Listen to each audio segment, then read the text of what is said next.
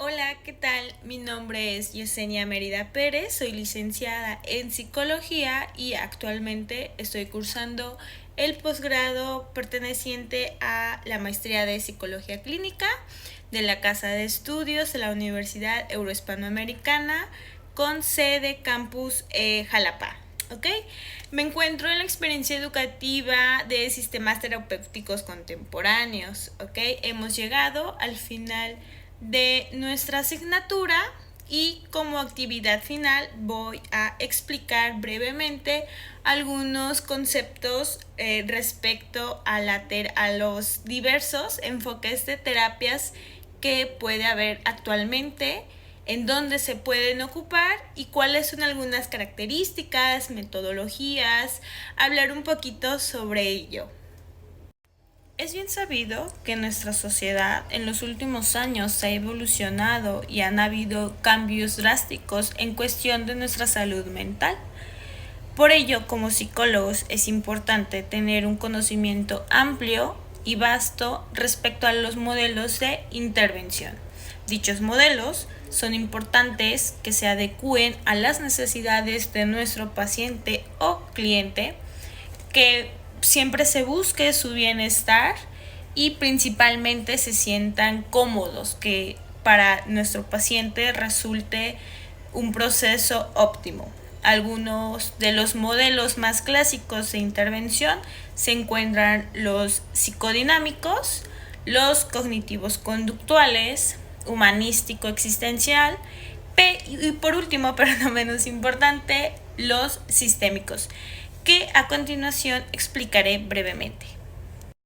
En el campo de la psicoterapia, una variable que estará muy presente en todos los enfoques de psicoterapia es el nivel de alcance. Es decir, se pueden clasificar por terapias a nivel superficial, terapias de apoyo pronto, por llamarlas de alguna manera. Se consideran justamente terapias de emergencia o urgencia por el contexto en el que nuestros pacientes puedan estar inmiscuidos.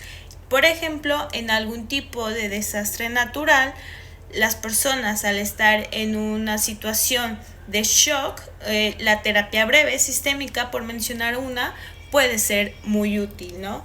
Y justamente se buscan con este tipo de terapias trabajar de la manera más breve posible, pero con resultados óptimos que en este momento estén ayudando a nuestros pacientes. Otro ejemplo puede ser la aromaterapia, la musicoterapia, que se centran justamente en una manera más superficial de tratar los conflictos, una canalización sin tanto, sin un proceso terapéutico tan largo. Posteriormente se encuentran también las terapias de nivel medio, que también son conocidas o llamadas como reeducativas o psicoeducativas. Es decir, que en este tipo de intervención el modelo terapéutico se encarga de reeducar de manera cognitivo, de manera emocional, de afectiva y o social a nuestro paciente. Algunos ejemplos de este tipo de terapias puede ser el cognitivo conductual, humanistas existencialistas o las gestálticas. Y por último, pero no menos importantes, tenemos las psicoterapias de un nivel más profundo, es decir, reconstructivas. ¿Y por qué se le llaman reconstructivas? Porque son aquel tipo de intervenciones terapéuticas que su objetivo como tal es desbloquear,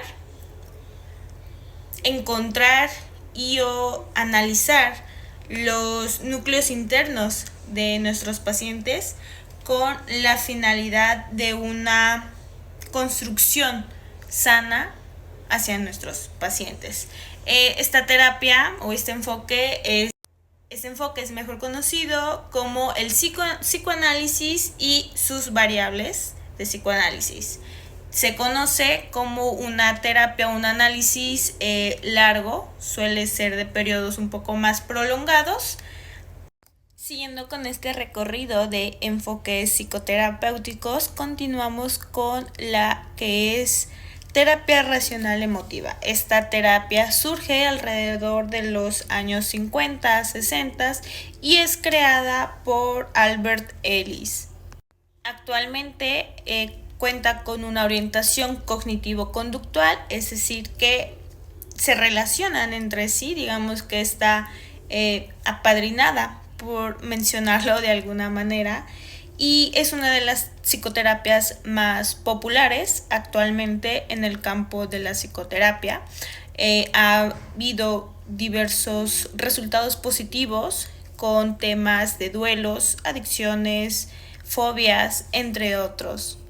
El esquema básico de la psicoterapia cognitivo-conductual consta de una tríada que se basa en un pensamiento, en una conducta y en una emoción. Estas no necesariamente tienen que tener un orden cronológico, por llamarlo de una manera, sino que las tres interactúan entre sí. Como mencioné minutos atrás, esta psicoterapia, utiliza lo que es la psicoeducación para sus pacientes, es decir, que se explica de una manera breve, clara, objetiva y concisa al paciente de qué trata su padecimiento, el porqué de algunas características y cómo se puede solucionar de manera breve. Hemos llegado a la logoterapia, creado por Viktor Frankl. Como es bien sabido, Viktor Frankl estuvo en los campos de concentración, ¿sí? Perdió a toda su familia y fue justamente este hecho que estuviera en dichos campos de concentración para la creación de su teoría.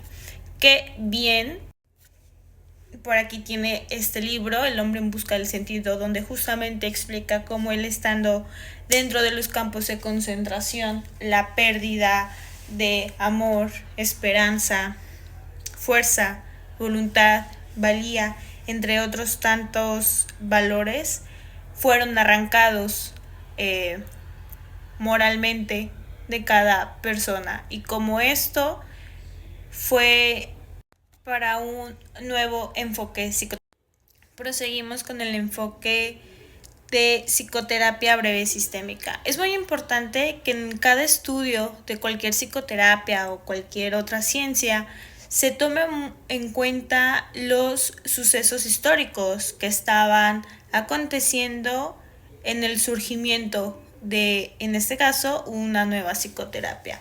Cabe recalcar que en los años 1950 había una nueva demanda. Esta nueva demanda se debía a la posguerra, es decir, que se estaba abriendo un nuevo campo de estudio, había una nueva necesidad, y esta necesidad es que se ocupaba un modelo psicoterapéutico de acción rápida, eficiente y eficaz. Que aquí entra un poquito en conflicto o debate con el psicoanálisis, que justamente es todo lo contrario. El psicoanálisis busca interiorizar en la vida de los pacientes, buscar el origen de la psicopatología, y tienden a hacer análisis muy largos. En esta nueva demanda, en esta nueva necesidad, se ocupaba todo lo contrario. Entonces es como surge la psicoterapia breve sistémica. Algunos de los pilares de la psicoterapia breve sistémica es justamente determinar específicamente cuál es el problema, qué es lo que aqueja a nuestro paciente, y se trata de centrar en el aquí y en el ahora. También trata de buscar soluciones rápidas y se posiciona al lenguaje del cliente. Aquí nos desconectamos ligeramente de buscar alguna psicopatología o de hacer algún diagnóstico o de psicoeducar. Aquí tratamos en este enfoque de no hacer eso, y al ser una terapia breve, como su nombre lo dice, trata de dar una solución un poquito más rápida. algunos campos en donde se pueden utilizar o a mi consideración pienso que pueden ser muy eficientes, podrían ser en espacios del sector público como las escuelas, que son espacios donde justamente están inmiscuidos en un sistema, por ello también el nombre de sistémico, porque aquí no se excluye al paciente o a la persona como enajenado de su sociedad, de su centro social, sino todo lo contrario. Pertenece, se correlaciona, coexiste e influye el uno con el otro. Entonces, regresando, se puede aplicar en escuelas, instituciones gubernamentales, donde justamente por tiempos es óptimo. Ya casi para terminar, abordaremos brevemente en lo que consta la psicoterapia corporal. Esta psicoterapia fue desarrollada sobre la década de 1930 aproximadamente en el centro del movimiento psicoanalítico. Con psicoterapia corporal nos referimos al conjunto de técnicas como el yoga, ejercicios aeróbicos, ejercicios de respiración, masajes, entre otras actividades físicas donde libere tensión emocional y al mismo tiempo es con esta ayuda del contacto físico que promueve la disminución de malestar. Por último, ya para finalizar, tenemos la psicoterapia centrada en el cliente. Su origen es humanista, es fundada por Carl Rogers. Y en esta terapia se caracteriza porque al paciente no se le llama paciente, no se le considera un paciente, ya que Rogers pensaba que si nos referíamos como pacientes a nuestros clientes, automáticamente se ponían en una posición de pasividad.